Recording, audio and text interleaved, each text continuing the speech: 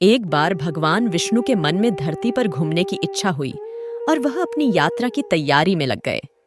स्वामी को तैयार होता देखकर लक्ष्मी माता ने पूछा, आज सुबह सुबह कहाँ जाने की तैयारी में हो? विष्णु जी ने कहा, लक्ष्मी, मैं धरती लोक पर घूमने जा रहा हूँ। कुछ सोचकर लक्ष्मी माता ने कहा, हे देव, क्या मैं भी आपके साथ आ सकती हूँ? भगवान विष्णु ने 2 पल सोचा, फिर कहा, एक शर्त पर तुम मेरे साथ आ सकती हो। तुम धरती पर पहुंचकर उत्तर दिशा की ओर नहीं देखोगी। इस शर्त से माता लक्ष्मी सहमत हो गई। कहानी शुरू करने से पहले दोस्तों, चैनल पर नए हो तो वीडियो को लाइक करें और चैनल को सब्सक्राइब करें। तो कहानी शुरू करते। हे माता! लक्ष्मी और भगवान विष्णु धरती पर पहुंचे। उसी समय सूर्य देवता का आगमन हुआ। धरती की सुंदरता को देखकर माता लक्ष्मी अत्यंत प्रसन्नचित हुई और भगवान विष्णु को दिया वचन भूल गई। धरती को देखती देखती कब उत्तर दिशा की ओर देखने लगी, पता ही नहीं चला। उत्तर दिशा मैं माता लक्ष्मी को एक बहुत ही सुंदर बगीचा नजर आया और उसी तरफ से खुशबू के साथ बहुत ही सुंदर सुंदर फूल खिले थे। यह एक फूलों का खेत था। माता लक्ष्मी बिना सोचे समझे उस खेत में चली गई और एक सुंदर सा फूल तोड़ ले लाई। जब माता लक्ष्मी भगवान विष्णु के पास वापस आई तो भगवान विष्णु की आंखों में आंसू थे। भगवान विष्णु ने माता लक्ष्मी को कहा, किसी से बिना पूछे उसका कुछ भी नहीं लेना चाहिए, और इसके साथ अपना वचन भी याद दिलाया। माता लक्ष्मी को अपनी भूल का पता चला तो उन्होंने भगवान विष्णु से इस भूल की माफी मांगी। भगवान विष्णु ने कहा, तुमने जो भूल की है उसकी सजा तो तुम्हें जरूर मिलेगी। जिस माली के खेत से तुमने बिना पूछे फूल तोड़े हैं, यह भी एक प्रकार की चोरी है। इसलिए तुम 3 साल तक माली के घर में रहोगी। इसके बाद मैं तुम्हें बैकुंठ वापस बुलाऊंगा। माता लक्ष्मी ने चुपचाप सर झुकाकर वचन स्वीकार किया। माता लक्ष्मी एक गरीब औरत का रूप धारण करके उस खेत के मालिक माधव के झोपड़ी पर गई। माधव ने पूछा, बहन तुम कौन हो और इस समय तुम्हें क्या चाहिए? तब माता लक्ष्मी ने कहा, मैं एक गरीब औरत हूँ, मेरी देखभाल करने वाला कोई नहीं। मैंने कई दिनों से खाना भी नहीं खाया। मुझे कोई भी काम दे दो और मैं तुम्हारे घर का काम भी कर दिया करूंगी।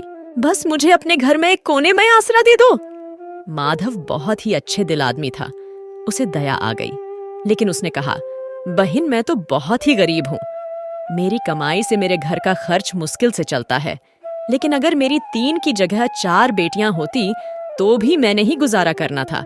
जैसा रूखा सूखा हम खाते हैं उसमें खुश रह सकती हो तो बेटी अंदर आ जाओ।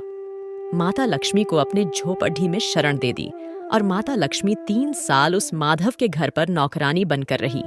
जिस दिन माता लक्ष्मी माधव के घर आई थी, उसी दिन से ही माधव को इतनी आमदनी हुई।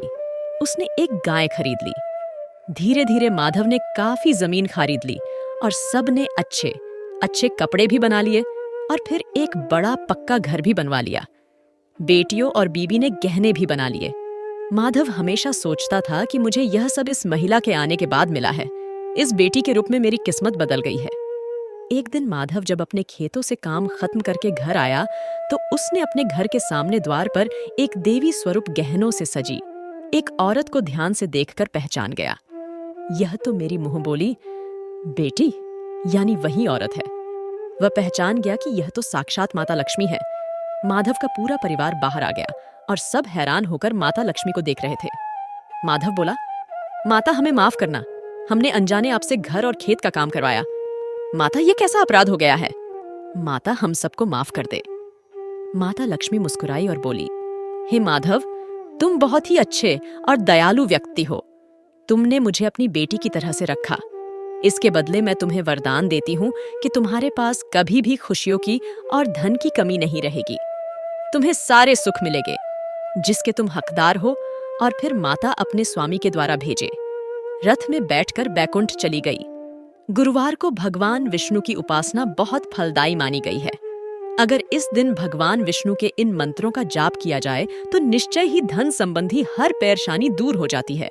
ऊं भूरिदा भूरि देहिनो माँ दभ्रम भूर्या भर भूरि घेदिंद्र दित्ससी ऊं भूरिदा त्यसी श्रुतरु पुरुत्रा शूर वृत्रहण आनो भजस्व राधसी। हे लक्ष्मीपति भगवान विष्णु, आप महादानी हो। आप एक सामान्य दानदाता ही नहीं बल्कि बड़ढ़ी है दानी है।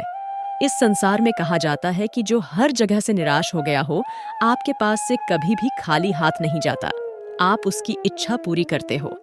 हे प्रभु, उसी तरह मुझे भी आर्थिक समस्या से मुक्ति दिलाओ।